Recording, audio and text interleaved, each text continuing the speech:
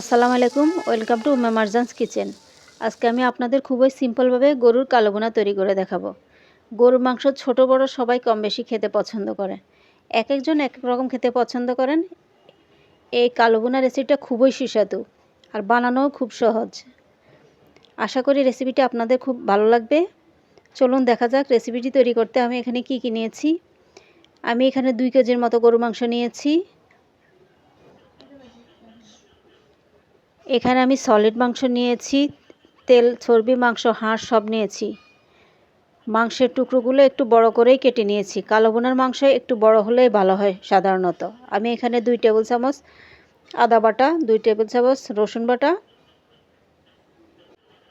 2 চামচ জিরা গুঁড়া, 2 চামচ ধনিয়া গুঁড়া, গরম মশলা গুঁড়া 2 চামচ। আমি এখানে নিয়ে নিয়েছি 2 চামচ গোলমরিচের গুঁড়া, 1.5 চামচ এলাচ গুঁড়া, জয়ত্রী জয়ফল 1 চা চামচ গুঁড়ো, 1 চামচ রাঁধুনি গুঁড়া, শাহি গরম মশলা গুঁড়া 2 চা চামচ, মরিচ গুঁড়া 2 চা চামচ, হলুদ গুঁড়া 2 চা চামচ, লবণ পরিমাণ মতো দিয়ে দিব। আমি এখানে মশলার পরিমাণটা আসলে কম বেশ হতে পারে, যে যেরকম খেতে পছন্দ করেন অনেক সময় এগুলা তার পছন্দ অনুযায়ী আপনি দিয়ে নেবেন। আমার সবগুলো মশলা দেওয়া শেষ। আমি এখানে পেঁয়াজ বেরেস্তা দিয়েছি 1/2 কাপের মতো, আর পেঁয়াজ দিয়ে দিচ্ছি আমি এখানে 1.5 কাপের মতো। লবণের পরিমাণটা আসলে কম বেশ যদি লাগে আপনারা দিয়ে দিতে পারেন।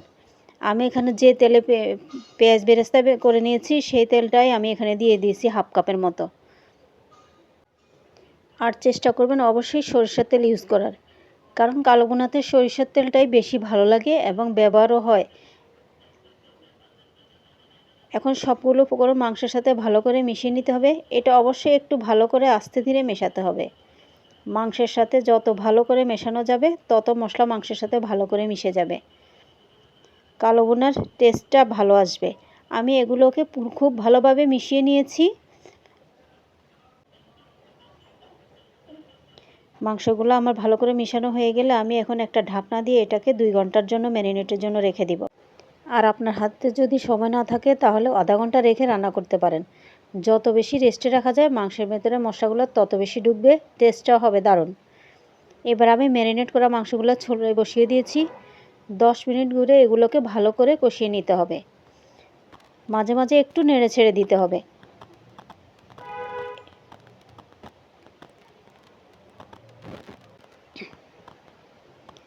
এখন আমি এখানে কিছু আস্ত মশলা ইউজ করব। আমি এখানে কিছু দারচিনি, আস্ত কিছু গোলমরিচ আর কিছু লং নিয়েছি। এগুলাকে আমি ভালোভাবে দিয়ে দিব। আর এখানে 3-4টা তেজপাতা নিয়েছি, এগুলো ছোট ছোট টুকরো করে আমি কেটে দিব। মশলাগুলো দেওয়া হয়ে গেলে এগুলোকে আমি ভালো করে 2-3 মিনিটের মতো আবার কষিয়ে নিব। প্রায় 10 মিনিটের মতো কষিয়ে নেওয়ার পর এখানে আমি অনেকটা পানি বের হয়ে আসবে দেখেন। আমি কিন্তু এখানে এক্সট্রা পানি ইউজ করব না। যদি পানির প্রয়োজন হয়, মাংস যদি শক্ত থেকে যায় তাহলে আমি কিছুটা পানি অ্যাড করব। একটু নেড়ে দিয়ে আমি এগুলোকে আবার ঢাকনা দিয়ে রেখে দিব। এই কষানোর ভিতরে মাংসটা হবে।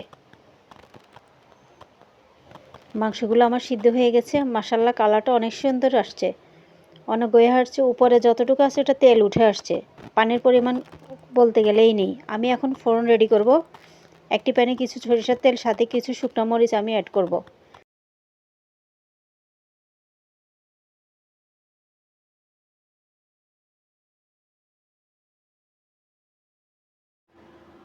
আর দিয়ে দিচ্ছি কিছু রসুন কুচি। এগুলো যখন ভালোভাবে ব্রাউন কালার হয়ে আসবে তখন এগুলো আমি ফোড়নগুলো ঢেলে দিতে হবে।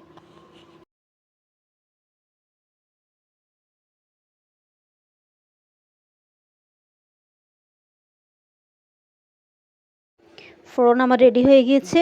ফোড়নটা দেওয়ার পর আমি এখানে ঢাকনা দিয়ে 1 মিনিটের জন্য রেখে দিব। এই 1 মিনিট আমি ঢাকনাটা একদম উল্টাবো না। 1 মিনিট পরে দেখেন মাংসটা কি সুন্দর একটা কালার আসছে। আমি এখানে এই পর্যায়ে কিছু কিউব করা পেঁয়াজ দিয়ে দিব, আর দিয়ে দিচ্ছি এক্সট্রা কিছু গরম মশলা গুঁড়া। আমি এখানে পেঁয়াজগুলোকে কিউব করে কেটে নিয়েছি, 4 খণ্ড করে কেটে নিয়েছি। আমি এগুলো পাপড়িগুলো আলাদা করে নিয়েছি। পেঁয়াজগুলো মিডিয়াম সিদ্ধ হওয়া পর্যন্ত এগুলো হালকা আছে একটু চুলায় রেখে দিব। একটু নেড়ে ছেড়ে দিতে হবে মাঝে মাঝে, পেঁয়াজগুলো পুরোপুরি সিদ্ধ করে ফেলা যাবে না। আমার কালো ভুনা তৈরি হয়ে গেল। আমি এখন একটা বাটিতে বেড়ে আপনাদের দেখিয়ে দিচ্ছি। আপনারা চাইলে এভাবে খুব সহজভাবে বাসায় কালো ভুনা তৈরি করতে পারেন। আপনারা যদি ভিডিওটি ভালো লাগে তাহলে লাইক, কমেন্ট, শেয়ার করে পাশে থাকুন। সবাইকে অসংখ্য ধন্যবাদ। ভালো থাকবেন।